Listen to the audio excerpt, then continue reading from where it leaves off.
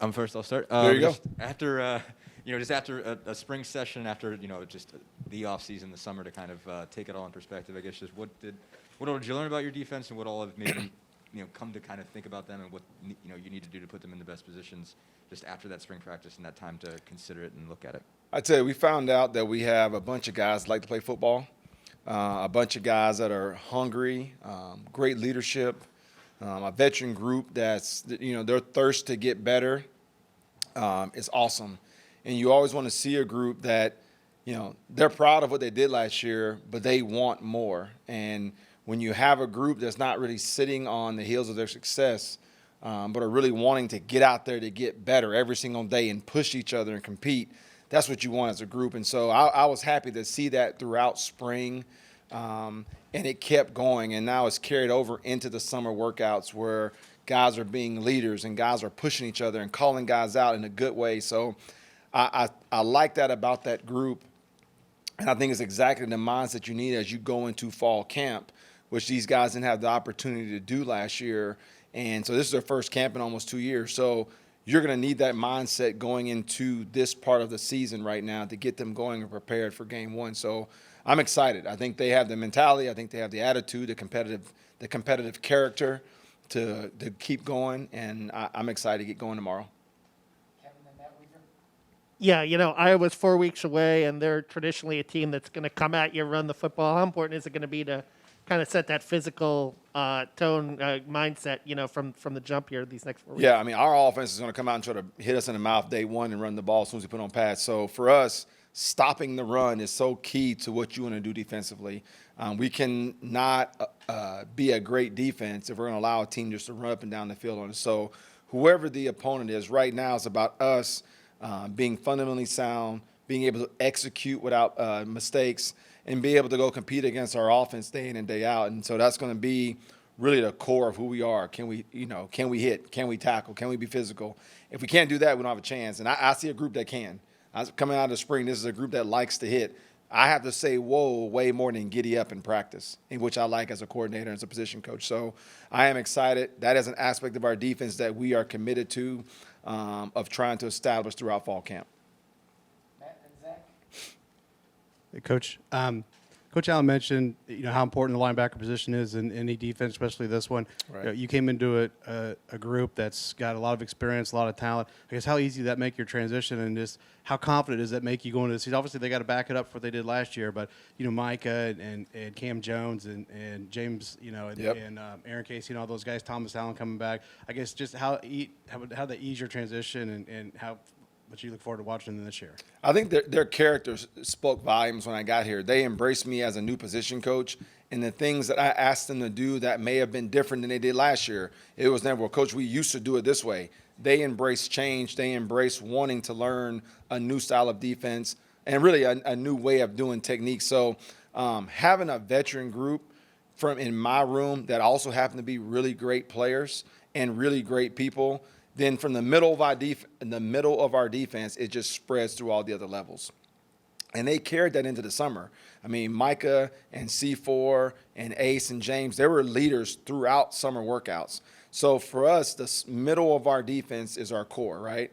And from there, we can control the front level and the back level. And I have a group of guys that mentally, competitively, they have the tools to help our defense grow from inside out. They're the quarterbacks of our defense. Okay, our Mike Backer and our Stinger, they're going to do every check, set every front, make every coverage adjustment. They're going to be the quarterbacks of the defense, and I have a great group of experience and leadership to do that for us. Zach and Jim? I guess there's a number of guys on this defense that have been fairly versatile just in their production. A guy like Tywan Mullen, or I know he didn't play last season, but a guy like Marcelino Ball. Yep. I mean, just where do you envision maybe fitting some guys in that have been on film, have been able to impact kind of in multiple areas of the defense, whether it's pass rush, pass defense, whatever it might be? We as coaches have to do a great job of putting our playmakers in position to make plays. We're bad coaches if good players are standing next to me on the sideline when they can be helping us win football games. So depth is awesome. And if we have guys that can affect the game in different ways, we're going to have to find ways for them to do that. And if a guy can play multiple positions, he'll play multiple positions based on the down distance and situation. So we're going to be versatile enough where we can get guys on the field that show that they're ready to help us and have proven they can help us. And if they can handle multiple spots, they'll play multiple spots. We don't want anybody in our defense to necessarily be one-dimensional. We want to cross-train and train guys, so we always have our best 11 on the field, no matter what the situation is in the game. So guys like Taiwan, guys like Lino, guys that can do multiple things, we want to give them, an opportunity to do that based on the package and based on the situation. Coach, Tom mentioned that normally when a new coordinator comes in, they're bringing their own system. This is a little different where you're adapting to the system that's already here in place and has been running. How's that been for you and adjusting to the personnel that's in place? It's been good. When the basis of your defense is still, hey, we have 5 DBs on the field, we got 3 down linemen and an outside backer and 2 backers. That's the family of football I'm used to. So from that standpoint, it was not a bad transition at all. And like in any football, it's just language, right? I have to be able to adapt to the language these kids understood because I can learn it instead of having 60 guys in the room learning. So for me, it was more about language. I may call it Daffy Duck and they may call it quack. Whatever it is, I just had to adapt to that language. And so once that took place, it was a fairly easy transition because at the end of the day, a lot of the calls that I may have ran at another place, we ran them here. We just called them something different. And that was the biggest adjustment for me. But again, when you have older backers in the room that are set in the front, that verbiage really carries over really in our room, and it made my transition a lot easier. Coach, you have been in a lot of high-profile programs in the past as well. And now that you are here, do you see Indiana in its present day as being comparable to where you've been before, too? I think the commitment to win, the drive for excellence, and the commitment and work that these guys put in are at the highest level in college football. Because when it comes to work, it doesn't matter what your buildings look like or your stadium. The work that these kids put in are at the same level of all the places I've been before, okay? And so for me, I think when you have that level of work inside the building, the product on the field shines through as well. And I think that's what you're seeing here. So when I come here, I don't come here and say, man, I ain't got enough bullets in my gun right now. I don't have enough tools in my toolbox to go out there and win a football game. I don't see that if I walk on that field, So if I didn't know the history that people talk about of Indiana football, this program is ready to win. This program has players that are bought in and work their tails off to go win football games. And now we got to go do it. We got to go execute. We can't bust. We got to do all the things you have to do to win games. But the environment here is set to go win football games, and that's what we're going to go do. Hey, Coach, you brought in a couple SEC guys to your defensive line. Did you play a big part of that? And was pass rush the main motivation there? For me, it's recruiting. And if there's a defensive player, no matter what his position is, I'm going to be heavily involved in recruiting. And some of those guys, like I said, I knew because either I recruited them at my time or evaluated them or played against them in some cases. And so for me, I think you look at your defense and you say, okay, what are our immediate needs for now and long term? And for now, in the short term, we needed some defensive linemen. We needed some edge guys, and that's what we went out and got. We got more depth because this is a league, with the teams you have to play, Michigan, Penn State, Ohio State, they're going to try to bust you in your nose. And so we needed some depth on the D-line. I like having 290, 305-pound guys. I like having 6'5" guys. You get the length, you get the size, and we were able to bolster those front four, including our outside backer bull position. So for me, that was critical coming out of spring, saying these are our need areas. And then some of those guys are younger. So now you have some depth. So when some older guys graduate or move on to the next level, you have a guy that's older but has more years. He has experience in the package. You're not counting on necessarily an 18-year-old to come in and replace everybody. So we sort of did it strategically. But, yes, it was coming in, playing against some of these guys, knowing what they can do, saying, hey, they can come help us. And sometimes it was a scheme they came from that would be comparable to ours. Carlton, you mentioned the bull position. Just out of curiosity, I'm not sure if you said this before in the spring or we Yes, asked sir. about it, but was that something they were already considering when you came in, or was that something you fought for, the idea of making us, basically the end to stand up outside linebacker? That's what I'm used to. The last couple places I've been, we played with 3 down linemen and an outside linebacker. And that position is so versatile. It can give you so much as a coordinator, flexibility in play call between coverage and rush, front and stunt. And so for me, They had migrated to that, I think, at the beginning of their season. They migrated to that position. And when I came here, I was all about it because that's, if you ask me, that's what I would base out of. So it sort of worked itself out. And then all we did was continue to develop that position by a dedicated position coach. Focus on that guy, get his technique right, get his fundamentals right, because that position can be a difference-maker position in this scheme. They were already heading that way. Yeah, they started last year. They went from a four-man front, true four-man front, and they created the bull position, and it had a limited role. We're just going to enhance it. Charlton, last year Indiana's defense, I'm sure you looked at it on film, was so aggressive with so many of their blitzes and the different people that were blitzing and those types of things.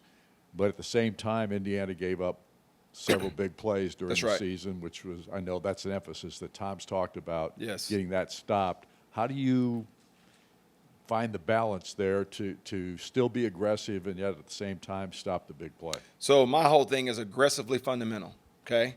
We're going to be aggressive, but we're going to be fundamentally sound in everything we do. If you draw a picture and you ask me who's got that gap, I'm going to tell you. If you draw a picture and say, when you do this, who's covering that receiver, I'm going to be able to tell you. And if I can't, that's what we're not going to do. So we're going to be fundamentally aggressive, and we're going to take our shots, but everything we do is going to be sound. We're going to be able to say these gaps are covered, these guys are covered, because the one thing you said is what is paramount in our defense is explosive plays. That's one of the greatest predictors of an offensive success is explosive plays. And every single day in practice, our players know we don't give up explosive. We chart it every single day. We got to be 1 of 12 in everything we do. We want to give up one explosive play for every 12 plays of offense. That'll help us lead the nation. I think 1 of 14 led the nation last year on defense of giving up an explosive play, 1 of every 14 plays. So for us in practice, it's 1 of every 12. That'll put us top 5 in the country. It's charted every day, and if we don't make it, there's consequences. So we understand the value of not giving up explosive plays. Make an offense go 7, 8, 9, 11, and like anybody else, they'll mess it up just like we can. But if you give up 50, right, I'd rather give up 51-yard runs than 51-yard pass. So, but you can't play soft. You can't be bend but don't break. You got to take your shots. You got to be aggressive, but you got to be sound. But if you ask anybody on our defense, it's don't give up explosive plays. So that's something we've been focused on since the beginning of spring. We'll continue to focus on that against our offense because they got dynamic players. They got a great quarterback, so it's going to be a great challenge for us all through fall camp. But it's what you said. We have to be fundamentally aggressive and get after people, but we cannot sacrifice 2 sacks for 1 60-yard bomb. We can't do that. We got to be consistent. I guess I imagine there's specific schematic stuff you don't want to talk to us about, but I mean, really? In what ways? I mean, how does that bull position make the defense more versatile? What does it open up, I guess, in terms of just giving you options play to play? Right, so I'll give you some secrets here. Not really. So the bull position is this. He can rush like a D lineman, okay? He can drop like a backer. He can blitz like a backer. He can stand up on 2. He can go down on 3. He can line up outside of Y. He can line up inside of Y. He can line up apex on a receiver and blitz. He can line up apex on a receiver and cover. He can just do a lot of things, and that's NFL defense that's part of an NFL scheme. It's part of other defensive schemes. It just gives us flexibility with that guy. If he can do it, there's a lot of things you can do. So an offense has to account for that guy. They see a down defensive end in the 3-point stance, they know what he's doing. They see a guy in a 2-point stance that's 6'4", he can do everything. So for us, it gives us a look, it gives us versatility, and it gives us options at that position. And I thought last year here, they did a really good job at that position of pressuring with him, dropping him in coverage, folding him back over the middle. So there was a lot of good things they did, and places I've been, we've really maximized that position, and we continue to add to what that guy can do.